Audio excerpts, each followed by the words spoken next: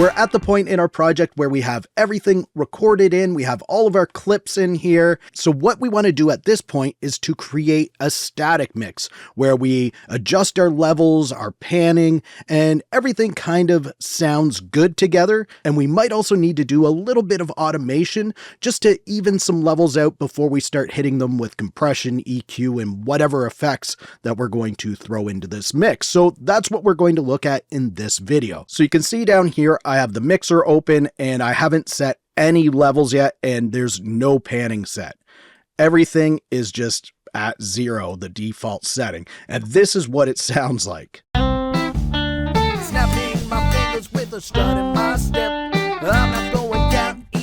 So everything's loud, and when everything's loud, nothing's loud. It's just kind of a mess.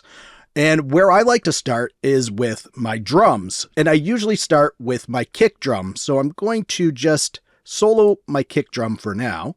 And what I want to do is just look at the levels here. I'm going to bring this down a bit.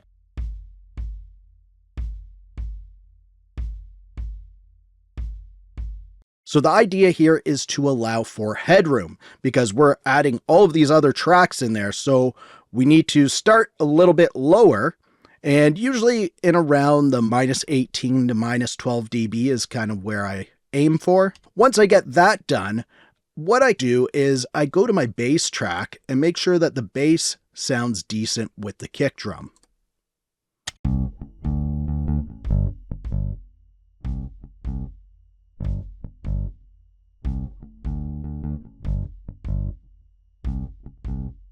All right, that's not too bad right there. We're not looking for perfection at this point. We just kind of want things to work together. So I went ahead and finished the rest of the drums. Now we can look at the electric guitars and do a little bit of panning and the levels there. And what I want to do here is work on my panning. So I'm going to set this to about 65 to the left. All right, so I have that 65 to the left, and I may as well just set this other guitar to 65 to the right.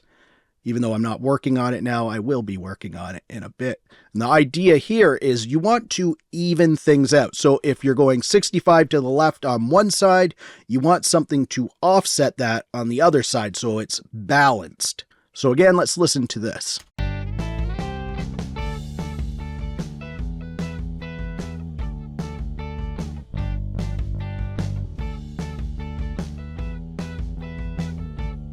All right, that's not too bad right there. Let's bring in the other guitar.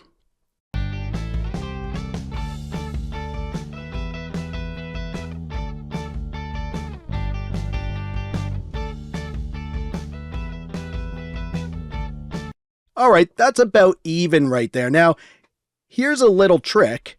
If we want to adjust both of these guitars together, say we wanted to increase them or decrease them, what we can do is click on guitar 1, and then I'll hold control down on my computer keyboard and click on guitar 2. And you can see both of these tracks are selected. There's a little bit of a green around these here. And now, if we adjust, you can see I'm adjusting the levels of both just by using the controls on one of the tracks. So that's a way that you can work with multiple levels at the same time, and same with your drums. If things get a little bit louder and you want to increase all of the drums, you can just select all of them because you know you like these levels, the way they work together. And now if we wanted, we could increase them or decrease them, whatever it is you want to do. Let's continue on here and we'll go to our lead vocal. I'm not going down even though I haven't slept. Red eyes composed, cool, calm, and collected. When the stars shine, we'll be together. Taking walks, wandering, sand in our toes, waves at our feet. All right, that's not too bad. And now I have some doubled vocals here in the chorusy kind of section. And what I'm going to do with double vocal 2 and 3 is pan them. So this one I'll pan to probably around there. 82 looks good. And we'll do the same with the other one to the right. All right, let's listen to that. You've got me thinking upside down, like everything is out of place. I've gone ahead and finished the levels and panning for the rest of the tracks, so let's hear what we've got going on here right now. Snapping my fingers with a strut in my step. I'm not going down even though I haven't slept. All right, so we have some basic levels and our basic panning done, but there's some parts in here that we might want to bring the levels up on a little bit before we start adding compression and all of that stuff. We want to even it out, and that way when we do start adding compression and EQ, those plugins can work a lot more efficiently. So let's look at doing some basic automation. And now there's one spot in here that really kind of caught my ear, and that will be right here. We'll be together taking walks. It's this "we'll be together" is a little bit low. When the stars shine, we'll be together. So there's a few ways that we can do basic automation in Mixcraft. Now you can do automation on the clip itself. So you can see if I click on the clip, there's this line that runs right through the center, and that's for our volume automation right now. So that's what I want to do here, is some volume automation. But another way we could do this is if we click on this icon over here, it says toggle automation. I'll click on that and you can see now this is track automation. So this is for the entire track. If you had multiple clips and maybe you just wanted to do a little bit of automation on one little clip, it's probably best to just do the clip automation. But later on, once your track starts coming together a little more, you might want to start doing track automation to do all of those fine details across the entire track. But right now, I'm not going to look at that. I'm just going to show you the basic clip automation here. And then there's another way that we can do automation that we'll look at in just a bit. You can see if I hover over this part of the line, you can see a plus. So right here, I'm going to click. And you can see I've added this node right here. And if I click over here, I'll add another one. And then I want to do that at the end of this little phrase. Click there. And we'll click there. So now I have 4 nodes. And now you can see if I hover over this little icon on the clip, it says raise or lower the section. And I want to raise it. And you can see it's only raising this part here. So let's listen how that sounds. Shine, we'll be together taking walks. When the stars shine, we'll be. So that might be a little bit much. We'll lower it. We'll be together taking walks. When the stars shine, we'll be. Still a little much there. When the stars shine, we'll be together taking walks. All right, that's not too bad. So we have a little bit of a basic automation there on the clip. And there's definitely some other parts on this vocal that need some attention. But right now I want to look at the acoustic guitar because you can see on this section right here, it's quite low compared to this section. So it's really going to need some automation. And for this acoustic track, the way I want to approach it is through the track automation. So I need to click on this icon over here. And now you can see we have a track lane brought up and it is set to track volume. I could also change it to track pan if I want, but I do want track volume. And if I want both, I could click and add another lane. You can see now we have both lanes, but I do want to do the track volume here. And there's a few ways that we can work with track automation. We can do the same thing like we did before by creating nodes, or another thing you can do is you can highlight a section and then we can increase it or decrease it however we want. And you can see it's created those nodes automatically for us. So let's just check this out. And I want you to watch the fader here. This is the acoustic guitar fader, and I want you to watch it when we do track automation just like this. With our wishes kept in secret.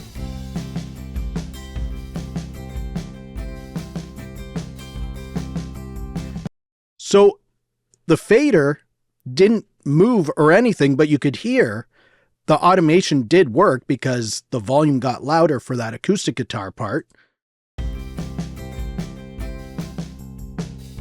Or it gets quieter with the automation, but the fader doesn't move. And typically with track automation, the fader will move. So let's just delete these points. And if you want to delete a bunch of points, you can just highlight, then click delete on your computer keyboard, and they're gone. And now what we'll do is we'll take note of what the level is here. So it's minus 16.1 dB. And what I want to do here is click on this little lock. And I want you to watch the track fader right here while I click on the lock over here. And you can see that fader is now at 0. And this line here is at 0 dB. So that's our track automation right now. It's starting at 0 dB. If I were to lower this section here, do that, and you can see it's brought that down a bit. We click over here, it brings it back up. And it's following that wherever we go in our track. So if you want to do it this way where you see the fader following the track, that's kind of the way I like to work. But I do recommend, if you're going to do that, that you set your levels where they were at before. And what you might want to do here when you're working with the automation and fine details is you might just want to make this a little bit bigger. So you can click and drag to make your track and your lanes a little bit bigger, and that gives us some more room to work with. So I have the track set to the same volume that it was at before, and we saw we can highlight here, increase it like this.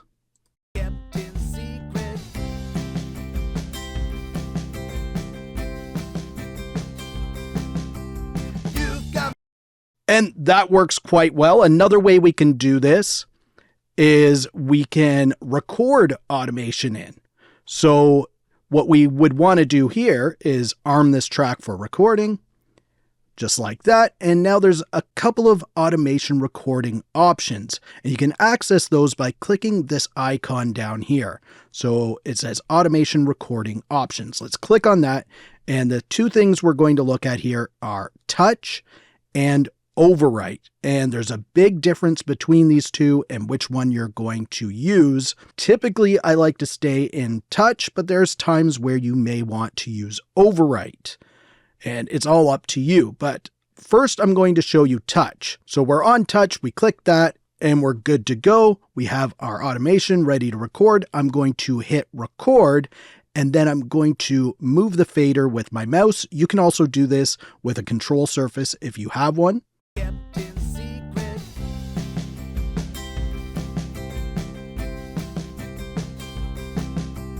You've got me thinking upside down, like everything is out of.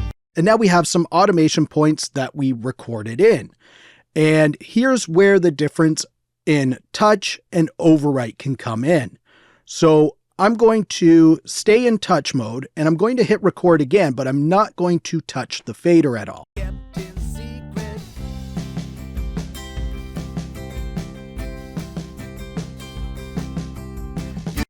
So nothing happened. It just followed the same automation that I had in there before. In touch mode, you're only going to record anytime you touch that fader. And that's why it's called touch. So let's go in and change this to overwrite mode. And now I'm going to hit record, and I'm not even going to touch the fader at all, and you'll see what happens.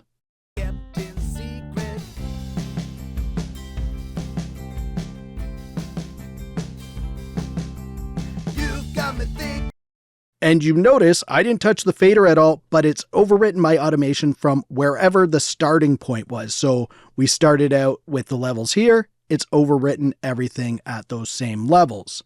And if I were to record, with our wishes kept in secret,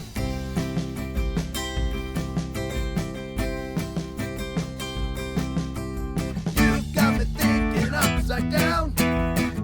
It's overwritten everything, and it also left our levels up here and was going to continue to overwrite with our levels at that level. So it's very important to know when you're in overwrite mode, and it's very important to unarm this when you're not going to be recording, when you're in overwrite mode, or you're going to be overwriting all of your automation points if you have any in there.